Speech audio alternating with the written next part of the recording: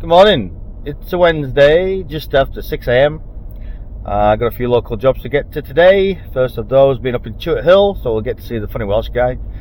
Not going to be there all too long. We got an intermittent problem on the new Piranha wash there. I've got a Servo Drive to change. It's been playing up a little bit. That's about it for that site.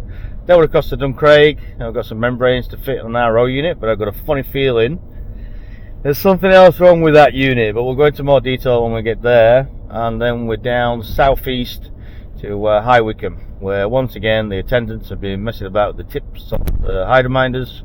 They've screwed everything up by the sounds of it, but that's all good. Anyway, should be a cruisy day, hopefully. Don't want to jinx it. We'll catch up with you guys when we get to the first one.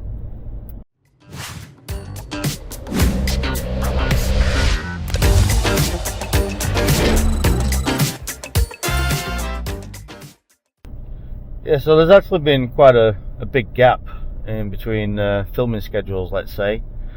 One reason and another. I've been quite busy, a little bit too busy to have the camera on my head and, you know, explaining everything. We're just coming through the back end of summertime now. It gets quite busy. You can do up to 6 jobs a day. It's rushing from one job to another, so there's been a little bit of a gap for that reason. And then, yeah, the camera that I use to record day-to-day activities actually set on fire inside my house overnight. Very lucky it didn't set the whole house on fire. I'll show a picture here of the remains of it and the scarring to my desk. Anyway, back and forth with the company, and they offered to send me another one out for free. And I thought at the same time I'd buy another one as well, because one of the problems I'm having, if I have a long day, the battery runs out. I have to charge it up. It takes about an hour to charge, and then I'm getting gaps in my filming, and it's very hard to edit the video, and sometimes those gaps are the important gaps. Anyway, we're all sorted with that. And the other idea is, sometimes when I've got my apprentice with me, I'll probably give him the other camera and we can do a bit of a duet kind of thing. So that's one idea for that. Anyway, probably one of the last videos you saw, if not the last one, was us commissioning this car wash, the Piranha wash at Chewett Hill. It's been a couple of months since it was commissioned, and this thing's done like, about 10,000 washes in just a couple of months. It's been getting absolutely hammered. Now, there has been a few teething issues. I've had to swap out a couple of the drives. I've had a couple of issues with the lights, but other than that, it's been just going non-stop. So anyway, we'll get this Servo Drive done, and I think that's about all we're doing here today. Oh, really? Forgot about them. Later for the next job.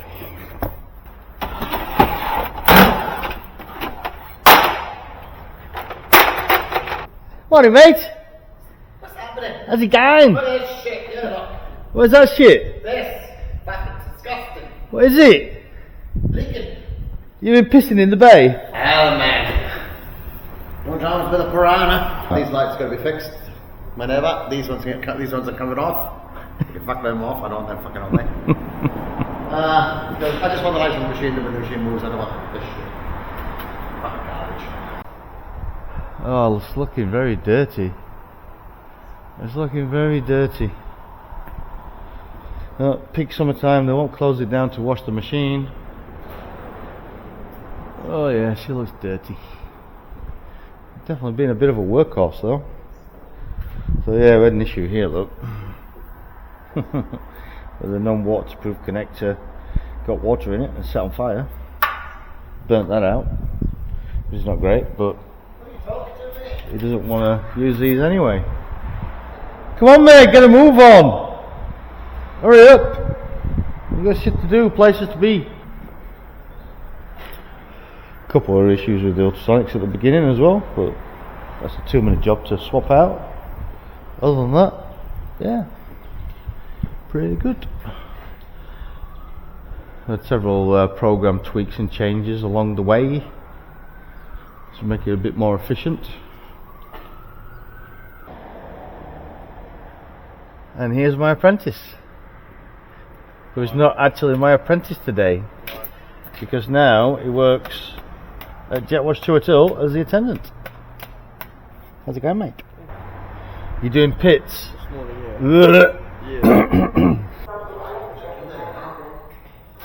Why haven't we got no lights in here? Yeah, they're not on, are they? These ones. I can't see all, mate. You want to work in the dark. Takes longer. You got your fucking headlights. Yeah. Your fucking headlights on. Oi, don't start ganging up on me. I said yes. Hey! Got my eye on you. Don't you fucking pointing at us like that. I'm a customer. One more time's gonna break down today. Every day it breaks down. Every day I get cold. Sometimes 3 times a day, 2 times a day. Oh man. Some of this is coming a lot further back now. Notice that? These stunt stuff is really right. Yeah, we adjusted it so you could wash longer cars. Yeah, that's what I thought. No, you didn't. You forgot. Because half the time when we do this shit, you're drunk. No, I'm not. Yeah, you are. I know, because I am at the same time.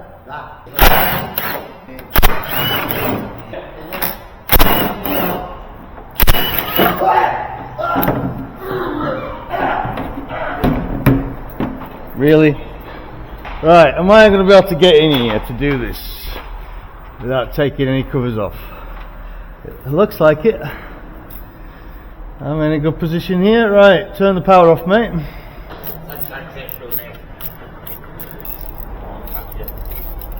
What are you doing? Can't you turn the power off, mate? Alright, Mr. Servo Motor, please come off. Oh, look how easy that was. Woohoo! Now, that smells burnt just the same as a rotation did. Oh. Yeah, the time consuming part is I've got to change all the plugs because the new motor doesn't come with these plugs. Yeah, she smells a bit varnishy. So yeah, this machine uses servo drives, which are relative drives. I think they're not absolute because it still uses a proc switch on each end. But yeah, different to most car washers that usually just use a normal induction motor. But yeah, we're having intermittent issues with this. Just keeps going up with cross drive fault, which is what this one is. So we'll just swap this out. We had a similar thing with the rotation. We swapped that one out, and it's been good ever since. The thing is, the new one. Oh, look at that! We've got a box of. Oh, they've actually put the plugs on for us this time. We've got loads of plugs. Oh no way! That's mint. Look at this. All right. Well, I'll just take. Well, I'll still have to take the plugs apart just to double check they're wired up the same way. Got a bit of dampness in here. Is the old one, the new one? This is the old one. Wow. I've got to check how they wired it. You see, I've got to compare and make sure it's wired the same. Yeah, there's a little bit of water in here. Alright, and then do the same with the new one. Whoa, that one's been done neatly. What? The heat shrink all the way up to that. If they come with plugs on, mate, that's the quickest motor change on a car wash I've ever had to do. That's like Brown, red, white. Yeah, see, this is wired differently. This is wired differently. I see straight away. They got the shields in the opposite location again. That's what I found on the rotation. Let me just double check this. Oh, lost the O-ring. Alright, so yeah, just got off the phone with the manufacturer, and the actual encoder is wired wrong and has been from the beginning. I don't know how it's been working. It's probably wired up differently inside the actual motor, but anyway, whatever. We're going to swap this out, send the other one back for them to have a look at, and go from there. I've been asking too. What? Because I can put your phone number on that screen when it plays up. On what screen? On this thing, yeah. You're not putting my phone number on there. You're the fucking standing next to the fucking machine. I'm a sales rep. Right. Let's set up some profit share, and you can put my number on there. Alright, let's do it. So give me $5 a wash. I'll give you $5 a phone call.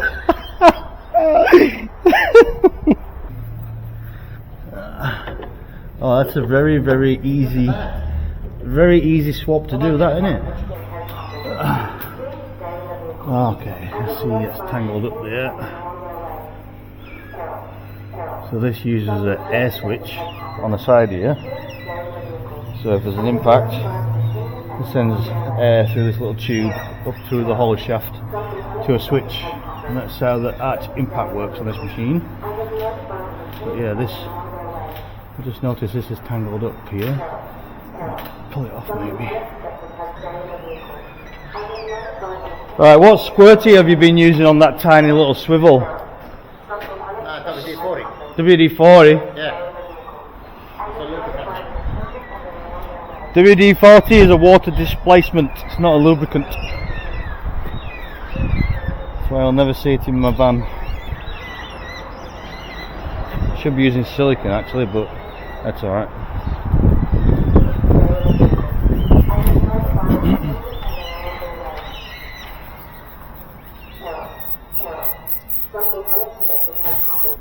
I haven't got shitloads of money. No, nope. Nope, I just spend all money on my business, so it looks like I've got money. I don't go out, I don't go anywhere, I don't buy fancy clothes. Yeah, well, I know you don't buy fancy clothes, I've seen that. Don't buy fancy work. No, I don't spend money unless it's on my business or beer. Yeah, email. Yeah, business or beer, mate. Right, I'm ready to give this a go. Alrighty. Servo Drive was like a 5-minute job if it wasn't for having to check the cables with the manufacturer. Plug in, plug out, easy peasy. Now we've got a camera guy here installing cameras in the bay, but I need to test the wash, so I stuff him. I'm going to get rid of that guy and then we can get on to the next job. Alrighty.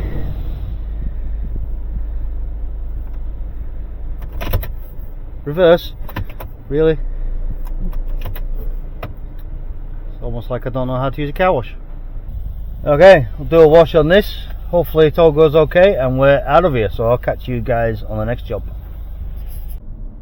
Okay, so this next one, in theory, should just be a couple of RO membranes to change. Reason why I say in theory, the membranes need to be replaced because the TDS, the ppm is sky high.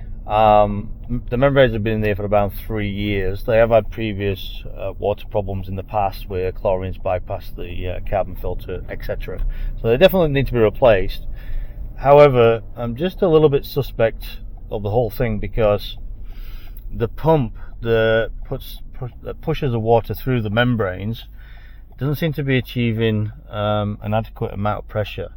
It's only getting up to about 150 psi with very little drain or concentrate and zero recycle, which tells me there could be an issue with the pump. Now I've got them the extra low energy membranes, which basically means they're membranes where they only need a little bit of back pressure to get an adequate amount of permeate or output. So that might just, you know, get them out of the shit, because basically what's happening is they're just running out of RO water, spot free water. The machine's just not keeping up with the demand. So in theory, because it's only putting out around about 5 litres a minute, we need to obtain at least 10 litres a minute for them to keep up. These membranes that I've got are capable of about 6.5 litres of permeate each, with only like 120 psi of pressure, which will give them 13 litres a minute. So you never know, it might just work, but I'll show you more on the machine itself. It's going to be a bit noisy in there, but I'll show you more about what I mean when we get in there. Alright, let's have a look.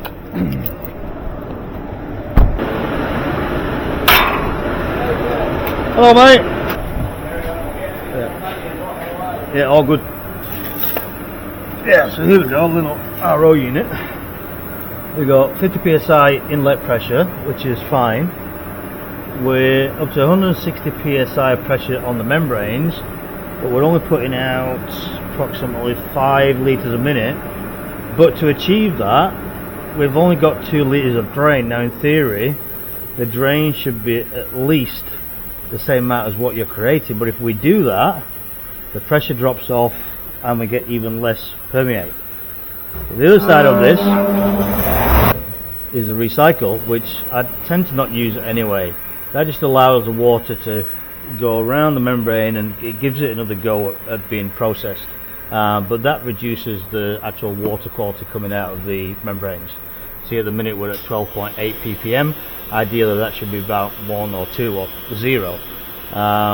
So yeah, the membranes need to be changed. I'm just not convinced the pump is giving out the right amount of pressure, or an adequate amount of pressure for it. So anyway, we'll get these changed, and who knows, we might be lucky, we might be able to achieve over 10 litres a minute permeate. But yeah, this is concerning me here. Alright, we'll crack on. It's a fairly simple job. 2 Allen keys here. We take out the braces that hold the membrane inside, take the covers off, take the membranes out, put the new ones in, and away we go. In theory. Yeah, you can get different types of membranes, and it's all about the salt rejection amount. So the ultra low energy ones, you don't need as much pressure on them, but the salt rejection is not as high. I think these are around 99%. Whereas if you get the ones that need more pressure, this is all in layman's terms by the way, if you get the ones that need more pressure to produce permeate, they have a higher salt rejection rate, closer to 100%. We'll give these ones a go and hopefully we're good. If not, I'll have to quote this site for a new production pump. So again, in theory, all we need is one of them. Lube, which I think is nearly empty. I'll take another one in. Right, let's have a look.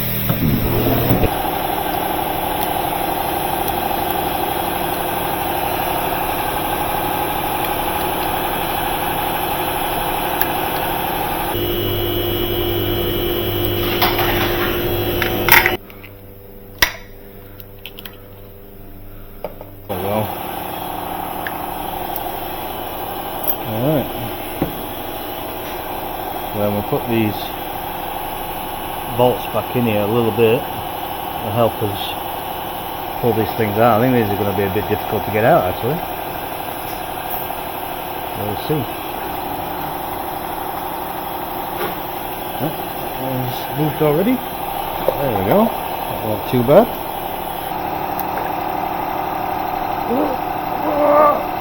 There we go. Righty. That out of the way.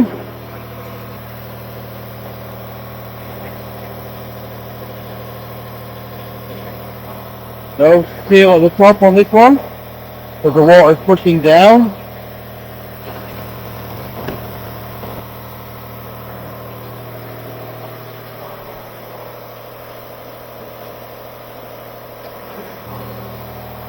Water is going up on this one, so the seal should be at the bottom.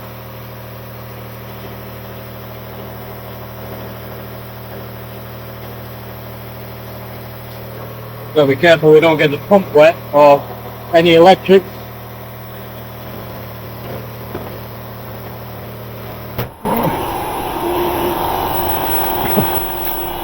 Oh, there we go. Yep, seal at the bottom.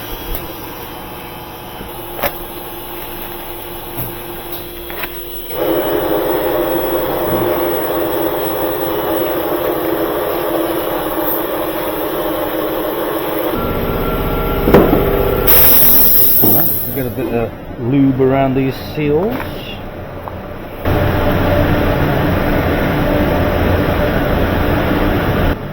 Lovely. Lovely, lovely, lovely. Alrighty, so remember what we said. Seal at the top on this one, because the water flow is going downwards. And the other one, seal at the bottom. Careful with it.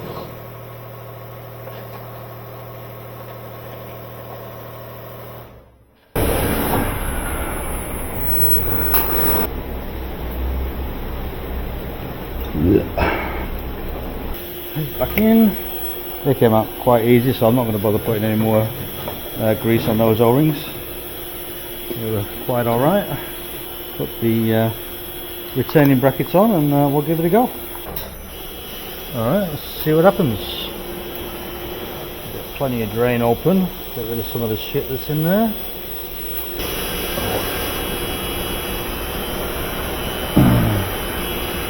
Alright, slowly turn down the drain. Let's see as pressure go up to the output, and we're already creating over 12 litres a minute. The weird thing about this is you should really throw away the same amount, if not more, than what you're making. But the funny thing is the drain on here only goes to 4 litres a minute, whereas the permeate gauge goes up to 18 litres a minute. So you definitely want to be throwing away more than 4 litres a minute, but then how do you set it? Anyway, you see there's quite a bit of dirt in there, so I'm going to leave that drain wide open for a little while, and hopefully it'll settle down. Yeah, so I'm pretty sure this pump is not working properly, because if I turn the drain right down to like 2 litres a minute, which is unacceptable, that'll put more back pressure on the membranes, but they're only getting up to 120, 130 psi. But we are creating up to 15 litres a minute, so we might get away with it. Well, while I'm here, I might as well do some water tests as well.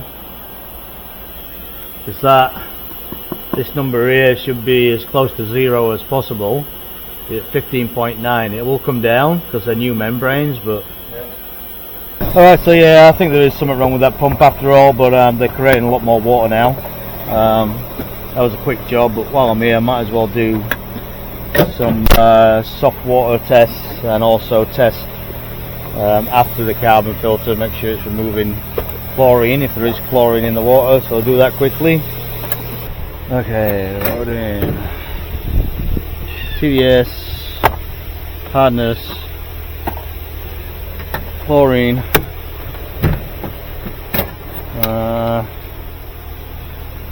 so we'll get a sample of soft water first. Get soft water out of here.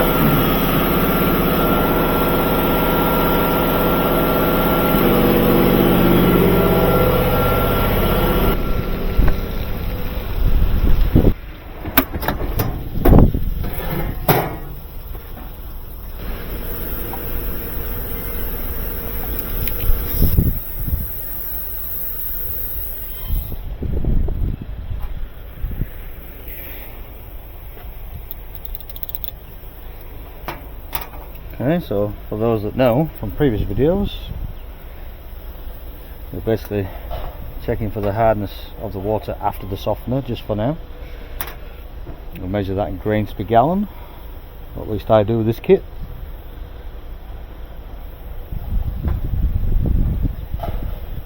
Add the magic powder.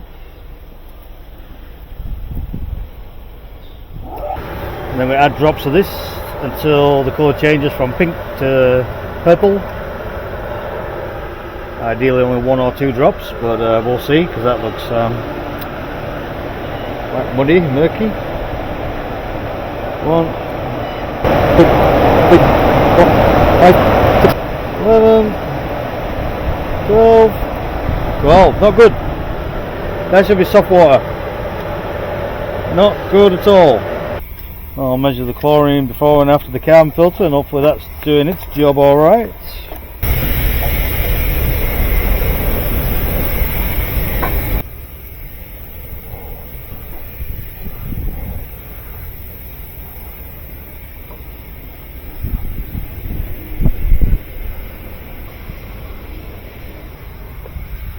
Right, very little chlorine in the soft water, so get a sample of it after the carbon filter and see if it's taking that away.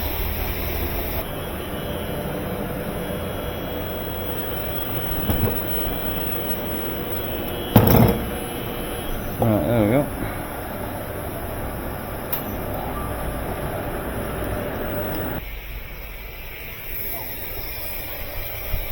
Alright, looks like the carbon filter's doing its job.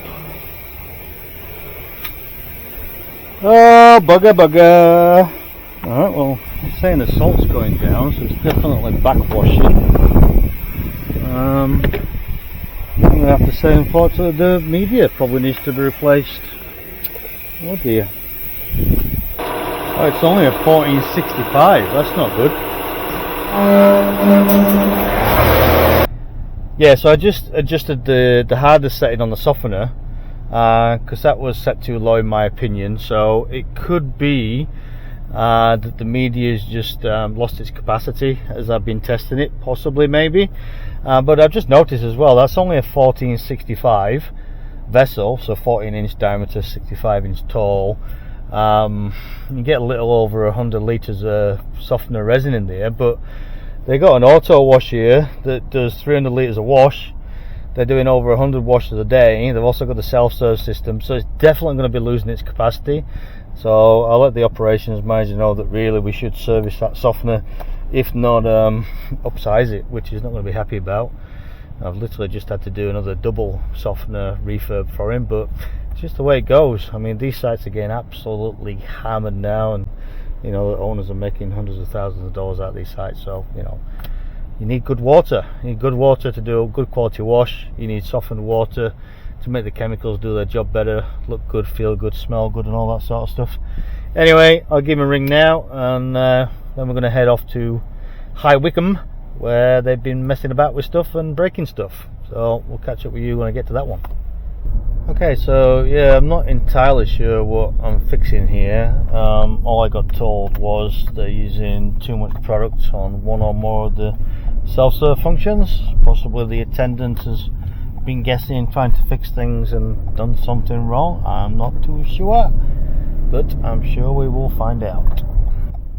So for those that watch the channel regularly, you'll know that I've been here before on the channel, and there was an old fellow that worked here that basically did most of the maintenance himself.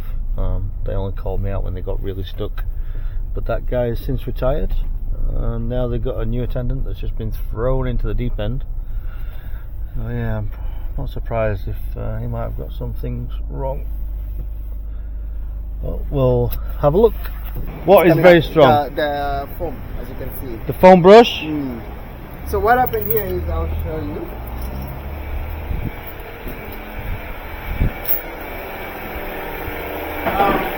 That broke. Yeah. Yeah. But then it's just leaking a lot. So it's gone through a lot of this. Okay, did you do anything with the tips? No, I don't. I need to tip there. What colour is that? Blue. Okay.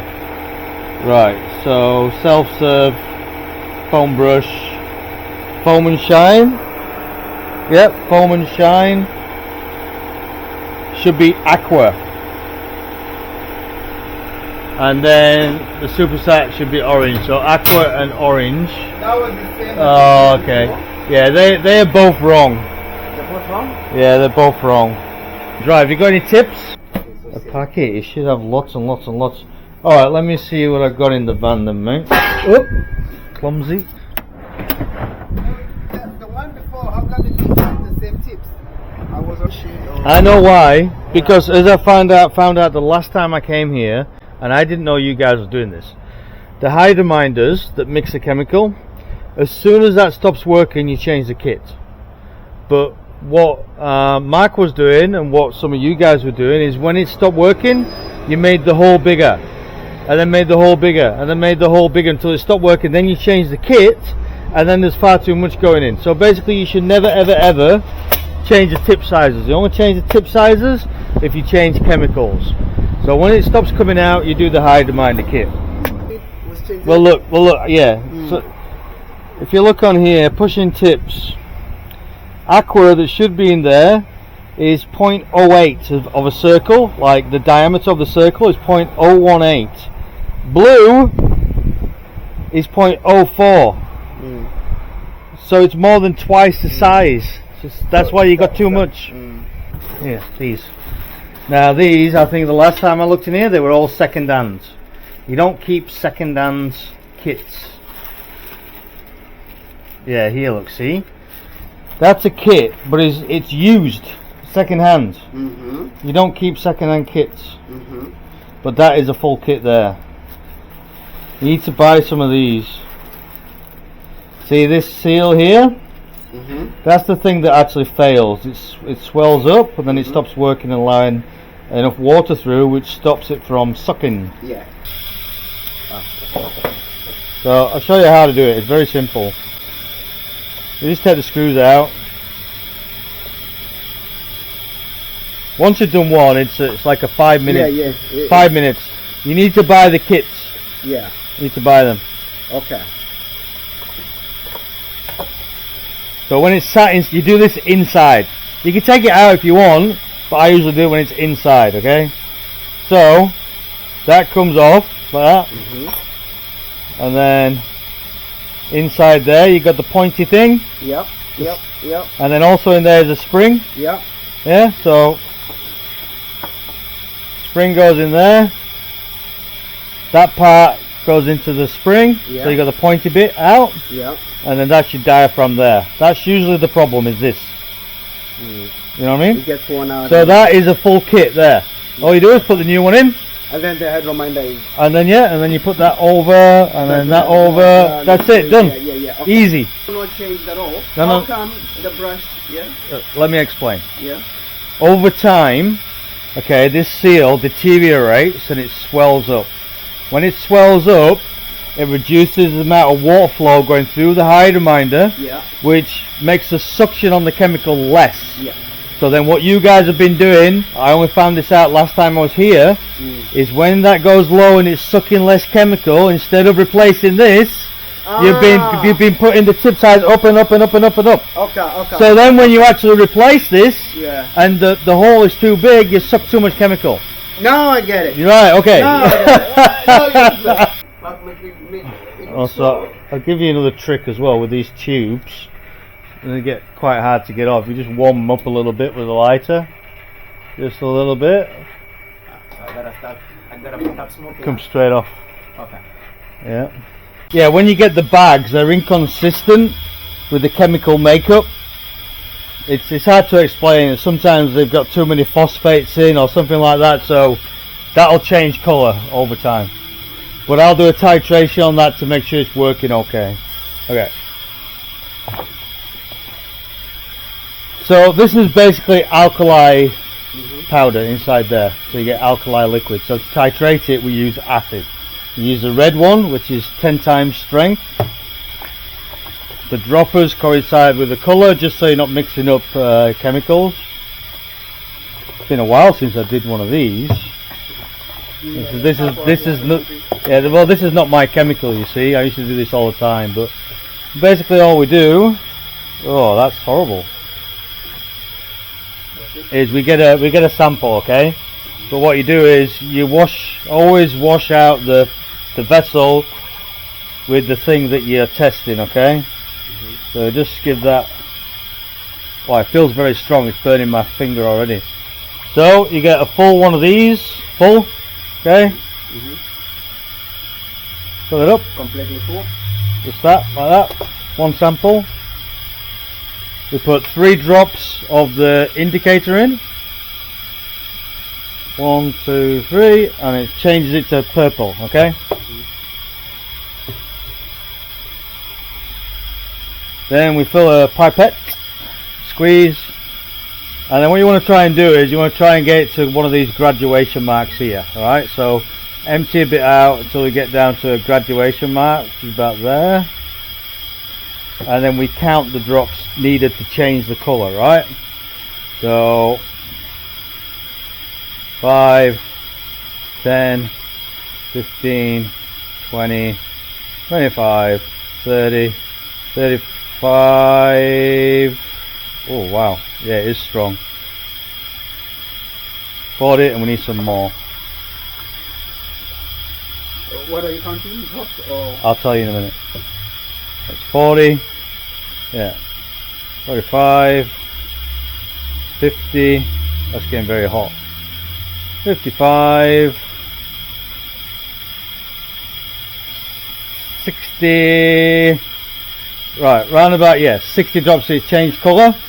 So 60 times 10 is 600, because that's times 10. So this tank is at 600 drops, which is A little bit on the high side, but it's okay. And that colour is weird. Feel that? It's hot. It's chemical reaction. You're basically cancelling out the alkali with acid. That's how you do a titration. So that's fine. Alright, what's next? That doesn't look good. What's that? Yes, the flow is too slow. When, especially when another pump is on, you just pretty much just get a line. Maybe someone else is using it. There's no air. Where's the air? Oh, there we go.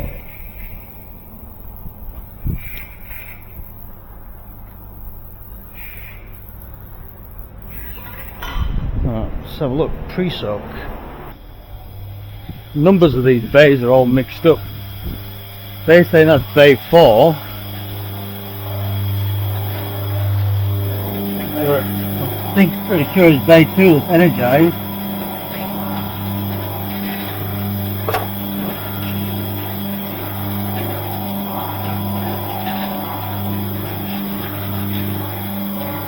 Yeah, bay 2. Alright, turn that off please. Right, we need to see if you've got a solenoid repair kit. I reckon that's what we need for that. I don't even know if I've got any left. Wait. Yeah, that's a downside to these drawers like this. Falls out under gravity. 18555. Oh. Right, that's off. I've got to get that out somehow. Oh, this is going to be difficult. I know it is. I know it is. I know it is. I can get my screwdriver in there. Oh, this is going to be difficult. Can you do me a favour and just kind of hold this like that, right, so I can get here. That's it. Oh, there we go, got it. Okay, can I let go now, mate? Yeah. Alright, hopefully that's all this problem is one of these. You should have some of these somewhere. Oh, it doesn't actually look that bad, but she's getting replaced anyway. So what? These are the solenoids, right? Pardon? That's a solenoid. Yeah, that's just the well, I call it a poppet. The whole thing is a solenoid. Yeah. What's the solenoid for? What's the purpose? Well, that's what allows the product out in each individual bay. Yeah. So the pump comes on, and then the individual solenoid for each bay turns on to allow the product out to the bay. So usually, if it's not enough, it's usually just the poppet, this thing. You see, if you run your finger over that, it's swollen, and if it swells up, then it can't open all the way, so you get less liquid out. That one's actually not that bad, but I change it as a matter of course anyway. Okay, so let's swap to another camera. So I just changed the poppet on the pre-soak for that bay. Hopefully that's going to come out a bit better now. Is that better? There you go. Now the others are jealous, so the others now need to be done. All good. Touchscreen non-responsive. It's either glitched out in the software or the touchscreen's an issue. It doesn't help that they got this sticker over the actual screen. Shit, not my shit. Yeah, it's working now. So with these, you've got to be very patient. Don't just turn it off and back on again, because there's a capacitor in there. It's like a battery, right? And when you turn the power off, it takes a while for it to discharge. If you turn it on back too quick, A, you could cause damage, but B, you won't actually reset the unit. It's not quite. Yeah, you have to leave it off. Okay? Alright. Easy peasy. Alright, can I go now? You are allowed to go. Yes! So are you. Yeah. I don't have to click.